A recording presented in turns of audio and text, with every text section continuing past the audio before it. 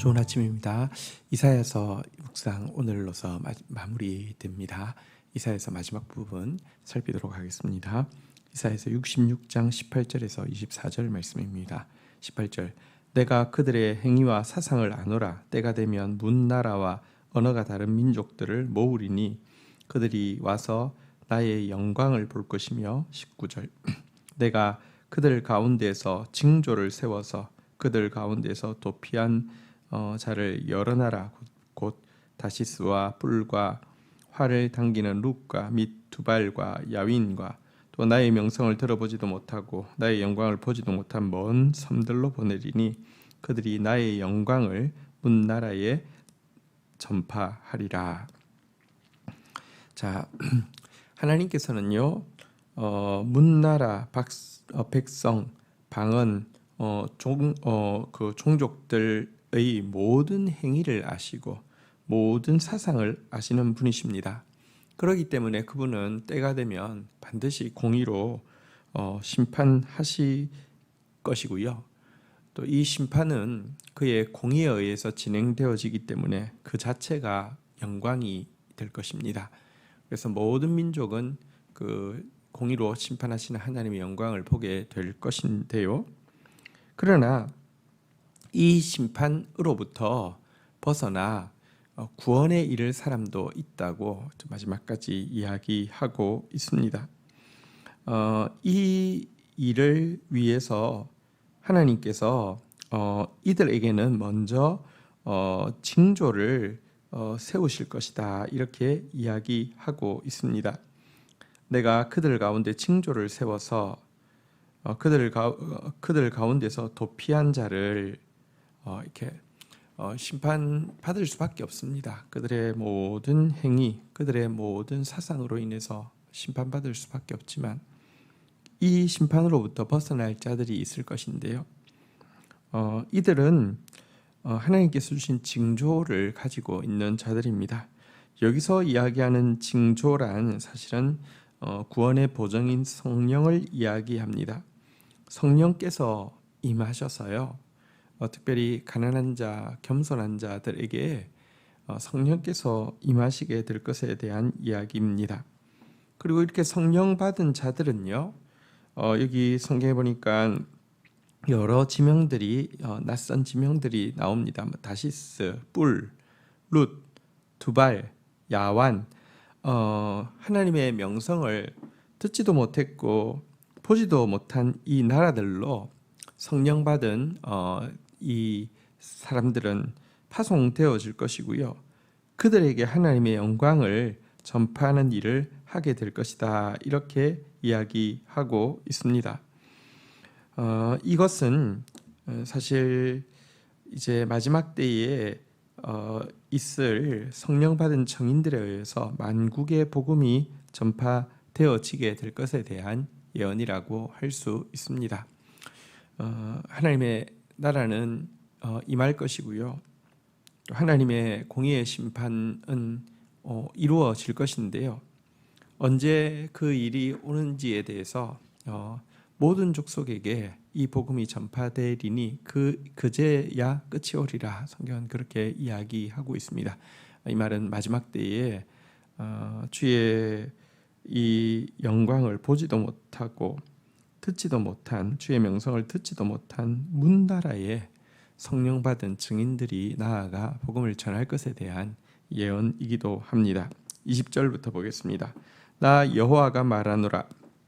이스라엘 자손이 예물을 깨끗한 그릇에 담아 여호와의 집에 드림같이 그들이 너희 모든 형제를 문나라에서 나의 성산 예루살렘으로 말과 수레와 교자와 노새와 낙타에 태워다가 여호와께 예물로 드릴 것이요. 21절 나는 그 가운데서 택하여 제사장과 레위인을 삼으리라. 여호와의 말이니라. 자, 이제 구원받은 그 모든 사람들이 이제 예루살렘으로 오게 될 것에 대해서 이야기하고 있습니다.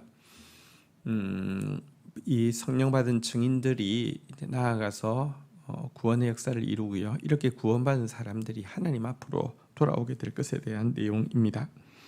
자, 이렇게 하나님 앞에 나오면 마치 깨끗한 그릇에 예물을 담아서 하나님 앞에 바치는 것처럼 이 구원받은 영혼들을 하나님께 올려드리게 될 것이다. 이렇게 이야기하고 있습니다. 사실 우리가 어제 본문에서도 보았지만 정말 이 넘치는 시내같이 영광을 줄 것이다 있는데요. 사실은 하나님의 영광은 구원받은 영혼이죠. 하나님은 구원받은 영혼으로 인해서 가장 기뻐하시고 가장 영광을 받으시죠. 열국으로부터 온 구원받은 영혼들이 하나님 앞에 깨끗한 그릇에 담긴 예물처럼 올려 드려지게 될 것이다 라고 이야기하고요. 또한 하나님은 이들 가운데에서도 택하사 제사장과 레위인을 삼을 것이다 라고 이야기하고 있습니다. 그러니까 이제 더 이상 민족 단위, 지파 단위의 개념은 사라지는 것이죠.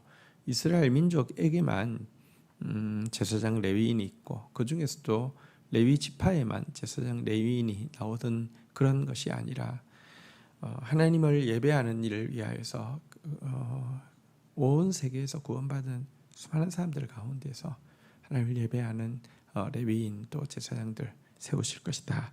이렇게 이야기하고 있습니다. 하나님 앞에서 이제 민족 이렇게 이스라엘 민족만 특별한 민족 이런 개념이 아닌 것을 이 구절은 잘 보여주고 있습니다.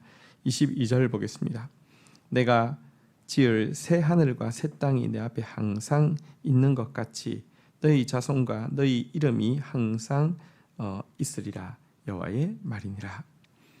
새 하늘과 새 땅이 영원한 것처럼 구원받은 이 백성들 또 그들의 이름이 항상 당신 앞에 있을 것이다. 이렇게 이야기하고 있습니다.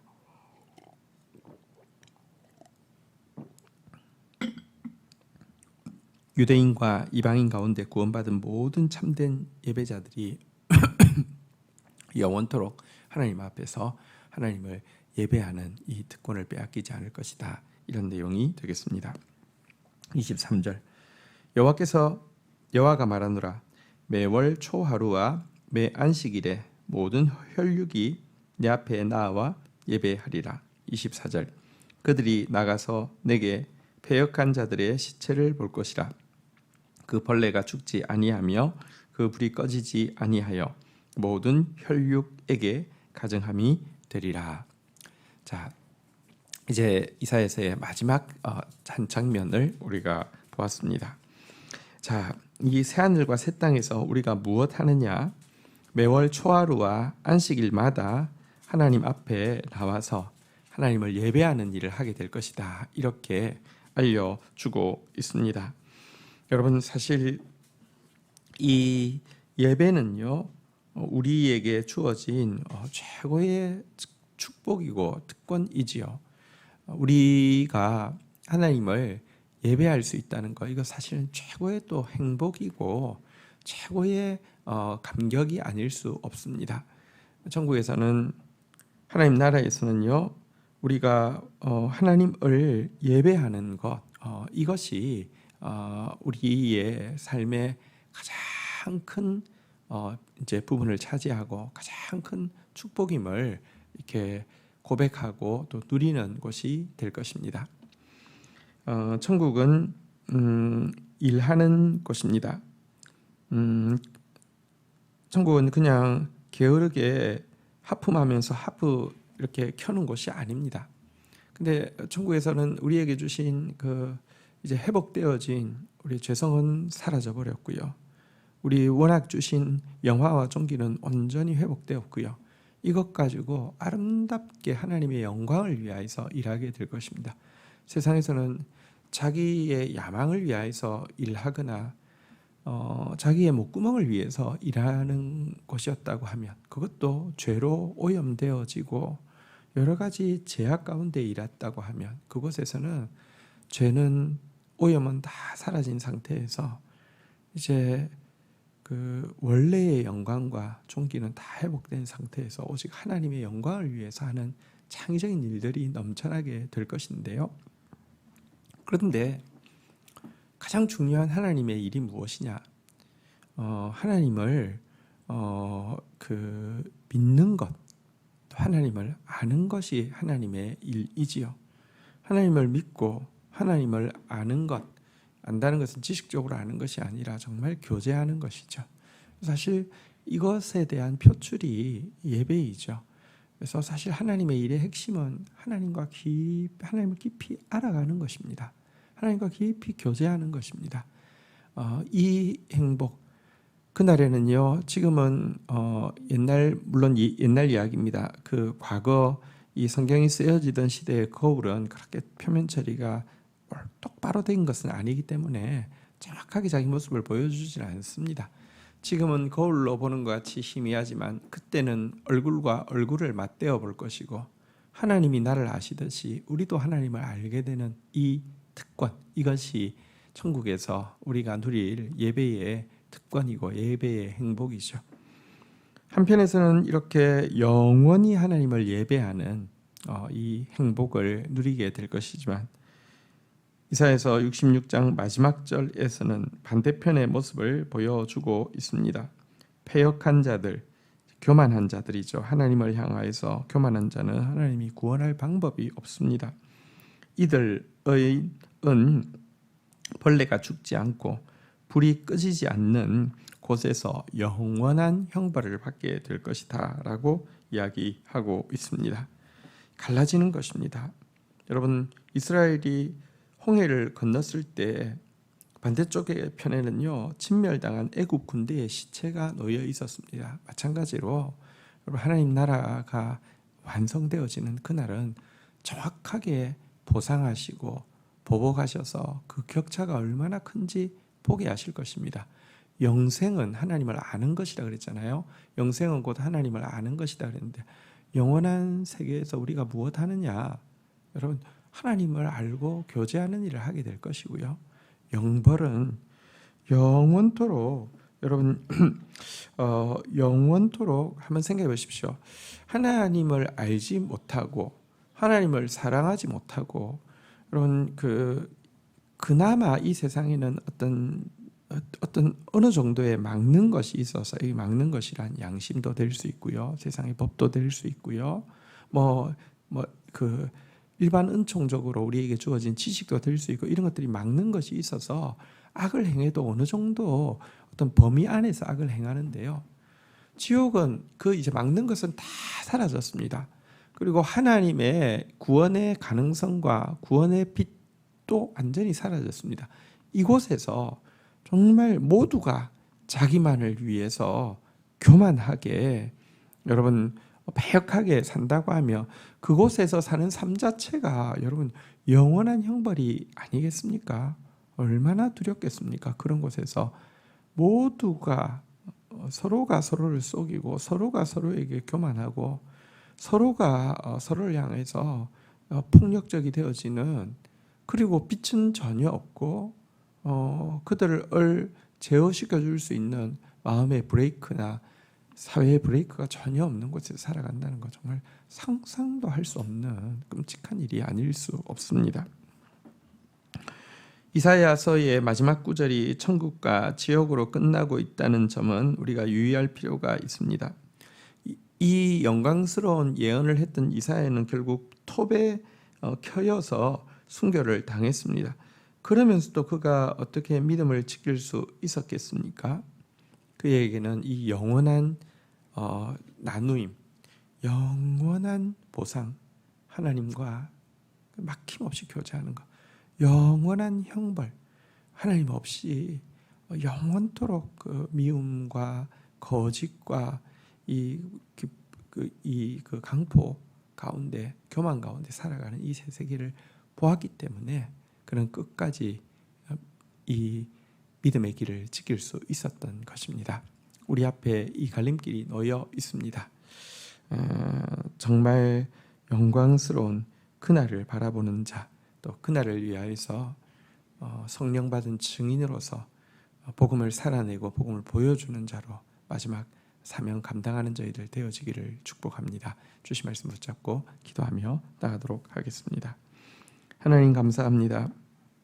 마지막 때에 당신의 명성을 듣지도 못했고 당신의 영광을 보지도 못한 각 나라 족속 민족 방언에게 성령 받은 증인들을 보내셔서 그들 가운데에서도 정말 구원받을 영혼들 하나님의 영광을 취하게 하시고 깨끗한 그릇에 담아 여호와 앞에 올려드리는 일이 있을 것이다 말씀하셨습니다.